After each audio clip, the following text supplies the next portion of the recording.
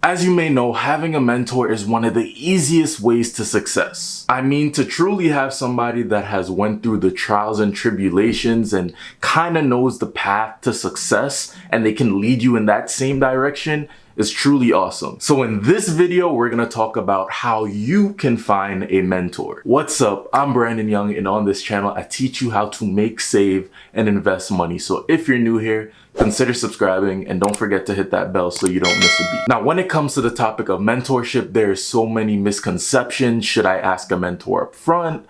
Do I get one to find me? There's so many different questions going on when it comes to this. I was able to break down the process into 10 easy to follow steps. So let's go. Now, the first thing that you want to do is you want to find somebody that you want to be like. Now, when it comes to this person, you want to make sure they're obviously not on the same level as you. So if you're in a job right now and maybe they are a top level executive or maybe they are a CEO of their company, you want to find somebody at a higher level than you so you have something to attain, you have something to grab and reach for. You also want to find somebody that may have a similar skill set as you and has the same morals and values as you. You honestly want to spend the time trying to find the right person, so go ahead, choose several candidates for the person that you want to be your mentor. Step 2 is you need to go out and study that person. You need to honestly get to know the person. Go ahead, read any articles they may have published or any articles about them.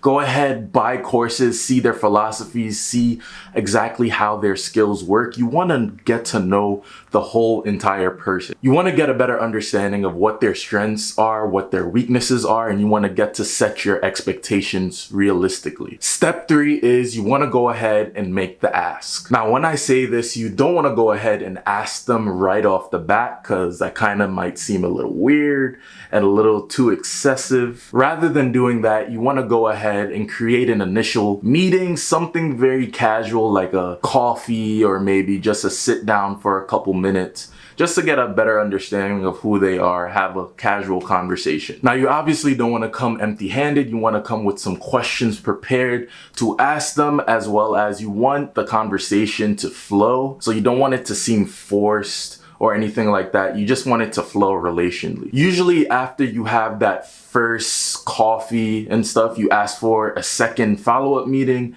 And after that, you go ahead and you make the big ask. Now, step 4 is you want to go ahead and evaluate your actual mentor or the person that you wanted to be your mentor. After this meeting, is this somebody that you actually want to spend time with?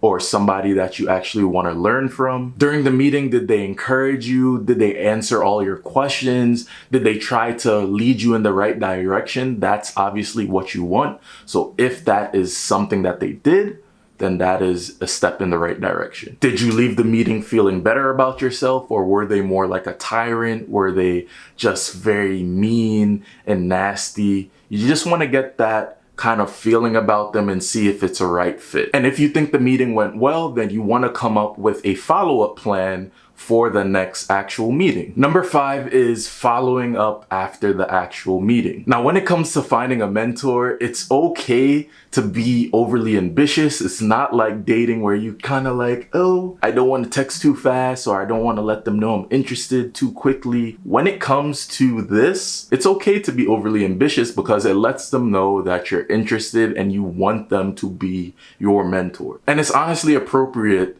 to follow up right after the meeting to let your prospective mentor know that you're thanking them for your time and letting them know that you are interested. Now, a good way to do this is through a passive form of communication like email or maybe a text or a quick phone call. Now, if you found them checking off all your items on your list and you think it's a good fit, let them know that you would like to do that again. And if it's reciprocated, try to find some time in their calendar that you can fit in another meeting so you can go ahead, get some more advice, and do more meetings, and that's how mentorship evolves and gets better and you start to learn. Now, step 6 is to let the relationship grow organically. Honestly, sometimes I feel like we put so so much high expectations on mentorship, but we need to realize it's actually just a relationship. You want to build that relationship and make sure it's healthy. Things don't feel forced, but things feel relaxed and you feel things are flowing. Mentoring is supposed to be organic. It's healthy and it's supposed to be healthy like any other relationship.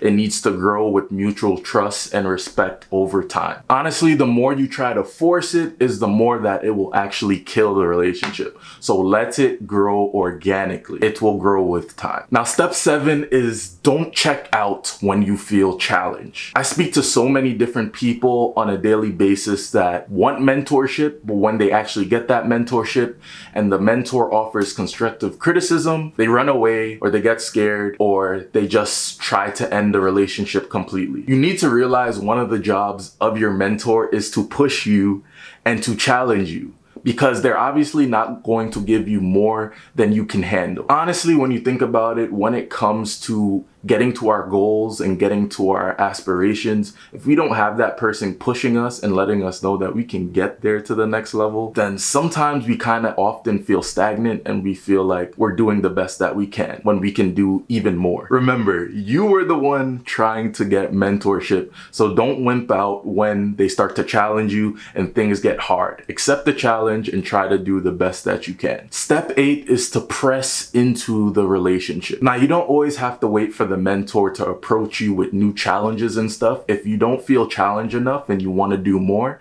ask your mentor to give you more things to do. This honestly won't bother a mentor. It actually will kind of honor them. They'll feel honored that you're asking for more challenges to approach you with. So if you do need like more meetings or more meetups outside of your regular meetings, go ahead and ask. Honestly, if a mentor cannot be a friend, then they're probably not a mentor. Honestly, finding ways to solidify that relationship will only make your mentorship aspect even stronger. Step 9 is to ask your mentor for feedback. I know feedback can be hard, but it can be good because a lot of people do not like constructive criticism, but at the end of the day, it's only going to make you better and stronger. As your relationship with your mentor progresses, this will be the #1 way for you to see progress and for you to grow as a person. Now, while asking for feedback might initially feel weird at the beginning, it will become second nature as you ask for it more and more. Step 10 is you need to commit to the process. You gotta realize mentorship is a year-round thing. Being mentored in the summer, that's not really a mentorship, it's an internship. In order for you to get real mentorship, you need to commit to the actual relationship. Come hell or high water, you need to find a way to go and make it work. Also, you need to realize when you have a mentor, you shouldn't only be taking information as well, because obviously a mentor can have weaknesses. Try to find ways to actually help your mentor as well. Long term, not only is this going to help your relationship, but it is going to make not only your skills stronger, but their skills stronger as well. But will you use these 10 steps to find your mentor? Are there things that you would add to this particular list? Let me know in the comment section below. Watch this video, go subscribe here. I'm Brandon Young, and I'll see you in my next video. Peace.